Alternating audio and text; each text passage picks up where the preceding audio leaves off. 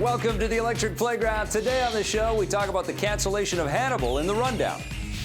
Plus, we've got a second opinion of what could be the most heroic game of the year, Batman Arkham Knight. And then we clutch our teddy bears with a review of Ted 2. Careful with that, huh? No, it's okay. It's not a warning. Ah! Also coming up, we take a look back at the original Ted movie. I defend Earth from some extreme space invaders and much more today on EP Daily. Brought to you by EB Games. I'm your host, Victor Lucas, bringing you the latest in everything cool every single day. I'm not that big of a fan of fava beans or Chianti, but I am a fan of the Rundown. Ready when you are. It's a sad time for fans of the TV series Hannibal. NBC has canceled the show based on the sinister Silence of the Lambs serial killer. This means that the current third season of the show will be its last, but thankfully the writers and producers still have time to craft a proper final episode. Hannibal has long struggled with poor ratings despite critical praise, and fans had to fight to get it renewed for its second and third years. This may not be the last of Hannibal, though. The production company behind this series has revealed that they're currently exploring other options. Keep your fingers crossed that the show finds new life on another network or streaming service. He's still here.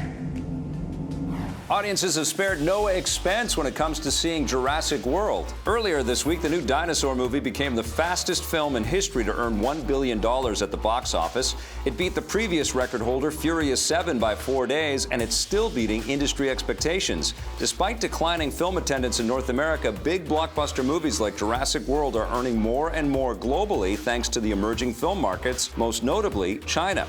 Universal Pictures is currently developing more Jurassic movies, surprise, surprise, and we'll let you know when new details on those are hatched. Oh, we've got some big monsters in the Rundown to talk about, and here to help me do that is my pal, Marissa Roberto. This is my dinosaur. Marizilla. Marizilla, I like it. All right, Marizilla. okay. Are you excited about the fact that Jurassic World just seems to be cleaning up at the box office? I mean, good for them. That's great. But I mean, they just Did it surprise you? They just not really, because Furious 7 was #1, Yeah. and I hated Furious 7. So this one I'm lukewarm about. So at least they're topping Furious 7. Look, it wasn't that bad of a flick. So No. I'm happy that people are actually going out and supporting Chris Pratt as Indy. I think that's what's going to happen here, right? I mean, by default, they're making him the only clear choice to reinvigorate the Indiana Jones franchise. Yes. I'm a bit shocked at the way that the world has adopted the Jurassic World franchise. It's probably going to be the top grossing, if it isn't already, the biggest grossing Jurassic movie so far, which is kind of crazy and kind of a slap in the face insult to the first Jurassic Park, which was infinitely better. It was. I don't know, I guess it's just the excitement of dinosaurs right now. Yeah. People are looking for something to be excited about. It's summertime. They're not superheroes. And they're not superheroes, Yes. so it's either superheroes or dinosaurs. I get it. Wait a second. Dinosaurs as superheroes? Dinosaurs. Dino heroes? Dino heroes. I like it. Come on, the next big franchise film for you, Hollywood, right Sure, there. of course. I mean, as long as it's beating Furious 7, I'm happy. Well, congrats to the Jurassic World people. I'm sure we're going to see a billion more Jurassic movies down the pipeline, and it's your fault because you went and saw Jurassic World and you told everybody it was awesome. And now Hannibal is canceled, and it's your fault because you didn't tell enough people that it was awesome. I haven't watched a lot of it, but I have seen a couple of episodes, and I have enjoyed it completely. Yeah, it's so scary, though. It's not your cup of tea. It is scary, but it's just really well written. And I just think it's the same problem here, because remember all the people that love Constantine, and they could not keep Constantine alive? Yeah. People that love these shows, there's just not enough there to keep it on the air, unfortunately. Only 3 seasons of this thing? That's crazy. Yeah, well, maybe it will end up on Netflix or something. They saved the killing. Netflix is creating a name for itself, and so are some of the other streaming services. Sure. Yahoo picked up Community, right? I mean, maybe there will be somebody out there that says, nope, this is worth preserving. Let's keep this going. Yeah. There is something that we definitely do need to see. What? It is our second opinion of Batman Arkham Knight, with probably a few more details than Marissa could give last week. Here's Ben and Steve. Do you really think Scarecrow's crazy enough to detonate a chemical weapon in Gotham? I won't let that happen, Jim. So we're taking a look at Arkham Knight. This is the third game and final game in the Arkham trilogy. It's Rocksteady's final at bat with Batman, and it's I think they wanted to go out on kind of a high note. Well, listen, I mean, I think this is a big, bold, exciting open world action game, and in a lot of ways, it's for sure the best game yet in this series. In other ways, it's not, and we'll talk about some of those kind of the gas and brakes here. At least set it up here. Basically, it just drops you right into the story, right? Scarecrow is like taking over Gotham, and he found a way to threaten everyone with gas. All that remains is for you to watch as I drag your beloved Gotham into oblivion. And he's brought on board a guy called the Arkham Knight. Now, we've not seen this character before in Batman lore. This is a mercenary. He's got a huge army at his disposal. He's got a suit of armor that looks kind of like Batman meets Iron Man. Yeah, it's a little bit of an Iron Batman. Yeah, it's got a cool look. He's sort of like the dual nemesis of this game. Yeah, it's interesting watching this new character kind of get worked into the lore. And this is the first time they've really done that. I mean, this is now a new character in Batman. I think that was awesome they did that. And I think it's awesome that you have different enemies to deal with. And they introduced the entire Rogues Gallery. I mean, Penguin shows up, Riddler, you've got Two-Face. And this is actually one area where I think the game stumbles a little, because they introduce too many characters, all doing terrible things in the city, and they kind of throw it at you and say, you know, just go run around and try to save this guy. And then you get a call from Alfred, save this guy. You're safe. Thanks, Batman. I thought they were gonna kill me. There's so much going on, and I know that is part of the open world experience, but I just feel like this game doesn't handle it maybe as well as some of the previous ones have. I mean, it's still amazingly done. Yeah. And there's a very interesting through line in terms of what is going on with Batman himself, what is going on in his mind, what's going on with the Arkham Knight. Like, there's a lot of mystery, a lot of unusual stuff's happening, but it's just hard to bring it together in a really cohesive way. It really is. Of this scope. That being said, I think the actual experience of what you do in this game, which is flying off and through the city, they have an immense upgrade tree. In terms of just the mechanics and the gameplay, there is so much depth and just crap to do here. I mean, the Batmobile, man. Oh, man, and that's just it. It's like, just to look at Gotham, just like looking at Gotham and the expanse of this city and the detail in this world that we can see now in the new gen of consoles. Yeah, then you throw a Batmobile in, it's like, okay, so Batmobile is going to be like just a driving point. It'll be like the fast travel mechanism. No, man, you can call this thing into battle. You can use it to get to places you can't get at. You fight alongside it. You battle the Arkham Knight's tanks in it. Yeah. It is like a really integral part of Batman's arsenal, and they have just melded it into the game in such a, almost an organic way. As good as the Arkham game's on, as good as this game is, and it's amazing, it still is the third game in the trilogy, the fourth game in the series, and we're seeing a formula repeated again and again that is just ever so slightly starting to lose its luster. Yeah. Well, it almost felt at times also in the combat, I was thinking, oh, this game's just like Batman. It's got that Batman combat. Oh, wait, this is the game that started all that. Like, it's been ripped off. I mean, Shadows of Mordor, so many great games and not so great games have used this combat system before. So many games have emulated things that this game has done.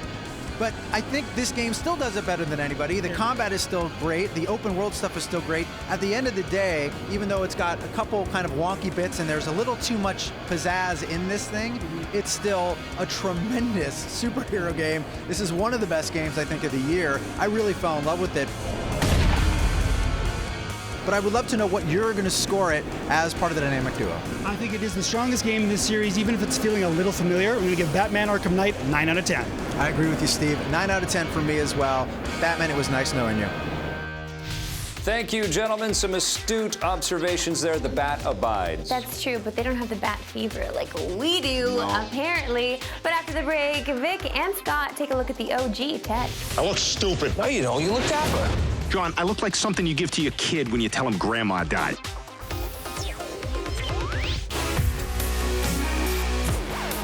Welcome back to EP Daily. Back in 2012, there was a story of a little boy who wished that his bear would come to life. Also in 2012, there was a blonde man in a plaid shirt that wished that his little bear would come to life. His bear wore glasses, and together they took a look at a movie representing their life. Welcome back to Reviews on the Run. Victor Lucas and I just got out of a screening of Ted. Right. This is directed by Seth MacFarlane. What an incredible cast. We got some Mark Wahlberg, some Mila Kunis. What'd you think of this movie? A lot of Seth MacFarlane, who plays a teddy bear, and this is his first live-action directorial debut here. It feels almost like he's directing one of his Family Guy animated shows or something like that, with the pacing of the film and the jokes kind of flying fast and furious. I look stupid. No, you don't. You look dapper.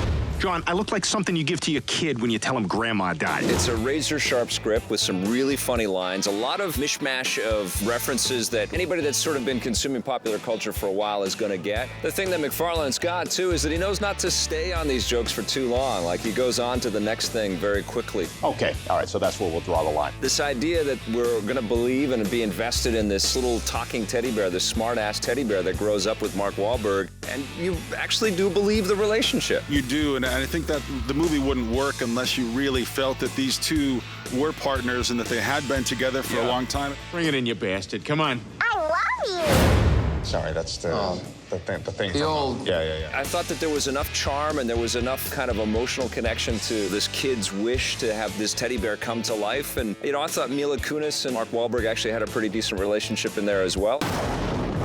I don't understand. I really don't. 35 years old and you're still scared of a little thunder. I am not. And that's really where the tension comes from in the movie. It's Mila Kunis who wants to have a mature relationship with Mark Wahlberg. Yep. I didn't buy their relationship for 1 second. I didn't believe that they would ever be a couple. He's playing a 35-year-old, and Wahlberg's over his 40, 40s, and he's a great leading man, but he does feel a little old and a little improperly cast for this film. But, you know, this is challenging work, being funny, and being funny next to someone who is always funny, and someone is, an effect, a visual effect. But Seth MacFarlane can take over the whole damn thing, and he doesn't, you know? I think they share the screen quite well. Still, it's not a deal breaker at all. I also like the fact that, you know, the relationship between Ted and Mark Wahlberg's character, like, you believe their nerdy appetites. And I think that's really what we connected with.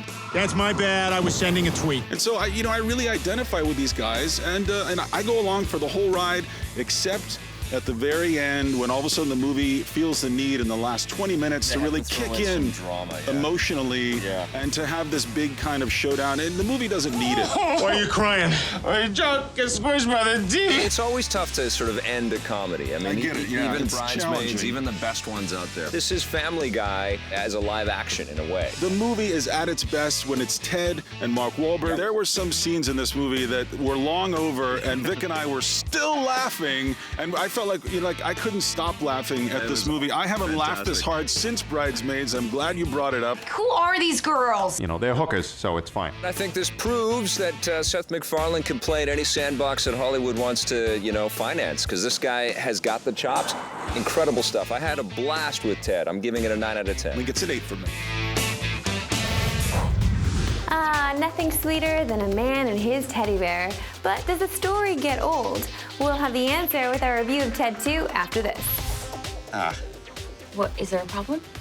Well, you know, I just don't want my lawyer singing Frozen songs during the opening arguments.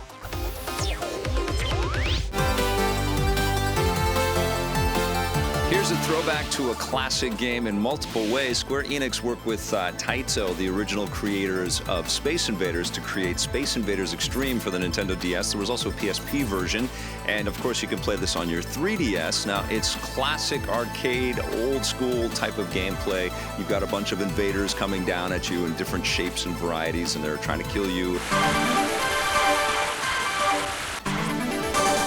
But what they did with Extreme is they changed the gameplay up quite a bit. They added a bunch of kind of techno electronic music into this thing.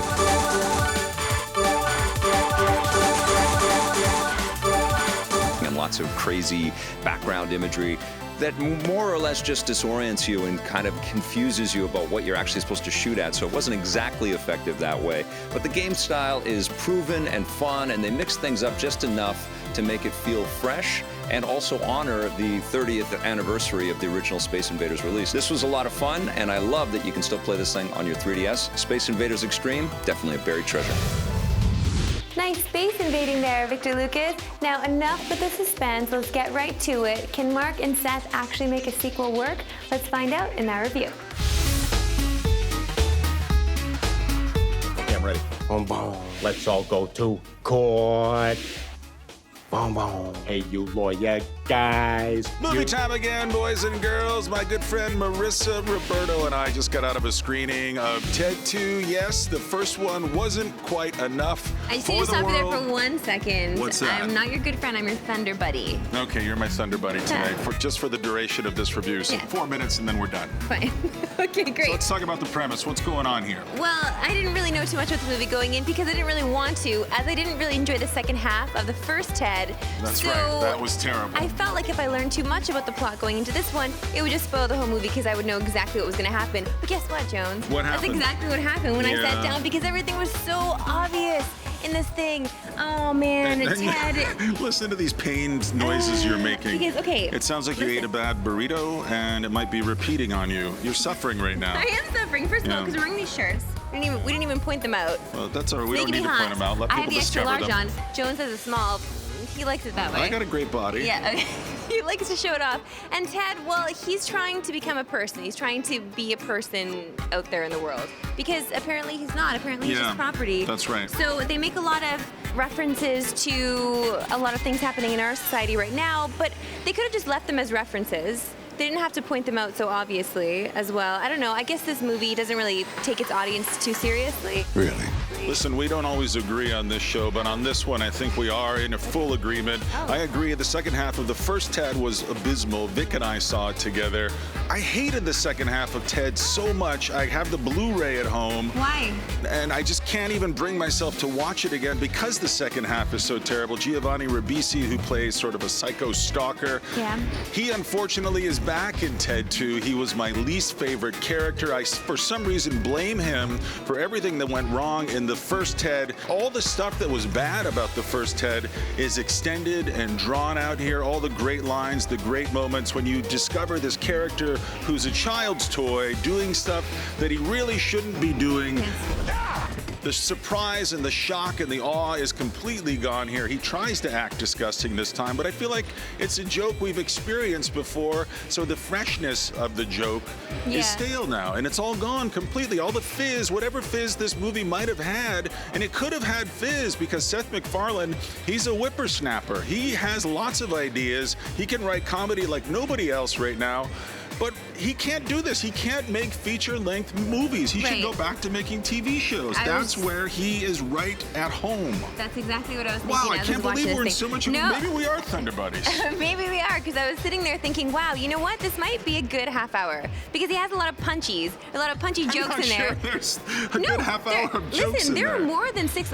You were laughing at some points. Then you forget because you hated the movie so much, but you forget to laugh. Listen, I really only laughed 2 times over the course of this whole thing. Why are you laughing? I'm trying to save you from spending money on this movie that you should not be spending money on. Okay, let's be honest, Jones. You had more than 2 laughs. This does pass the 6 laugh test. The other ones were forced. I did have more laughs, but they were forced. Sir, I apologize for my 5-year-old child. Bad Butch, you sit there and eat your fish nuggets. The other problem here is Amanda Seyfried, who is a wonderful actor who I've seen in other roles and other films, blah, blah, blah. I can't remember the names of them, but I'm telling you right here, it is like watching a piece of styrofoam try to act. She's so empty and soulless and uninspired here. She does not belong in the comedy genre. I think Mark Wahlberg does for sure. Can you do your Mark Wahlberg impression? Oh, say a little more for me. That's pretty good. That's pretty good. Listen, no, Amanda Seyfried is fantastic, and I think she is fantastic in this. She's a fantastic person. She's terrible in this movie. No, she's not terrible in this. Oh my God, she's brings working nothing. with the she's working with the scraps that she's given, and so are the other actors. She doesn't even make the best of it. What, is there a problem?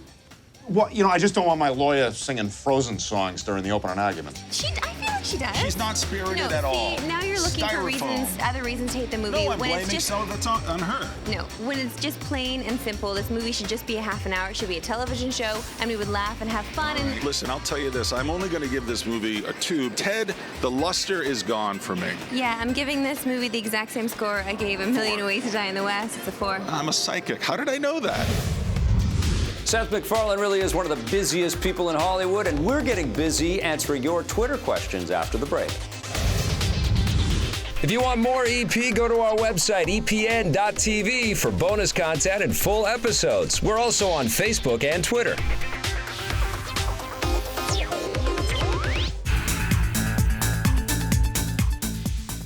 Welcome back to EP Daily. It is time for our Twitter question of the day. This one is from Cyber Dragon Beta. At E3 2015, which games made you feel excited because they're coming out soon?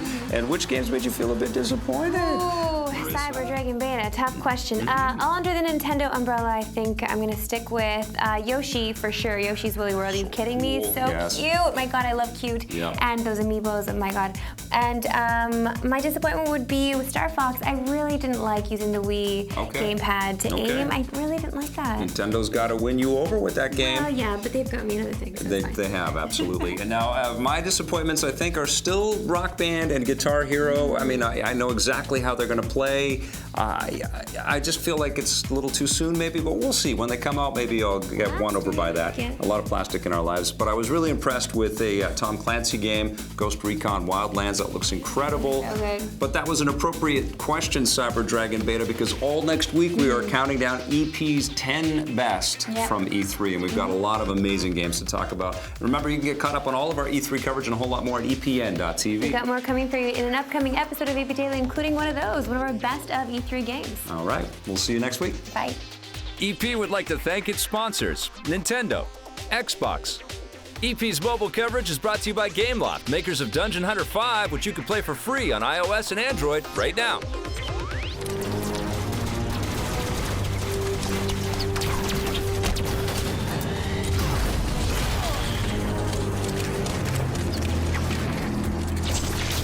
Soldier captain's on deck. Take them down.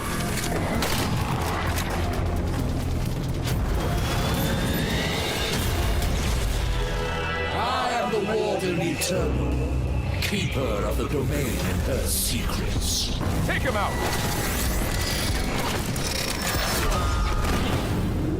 The Master Chief is called, but your passage is denied.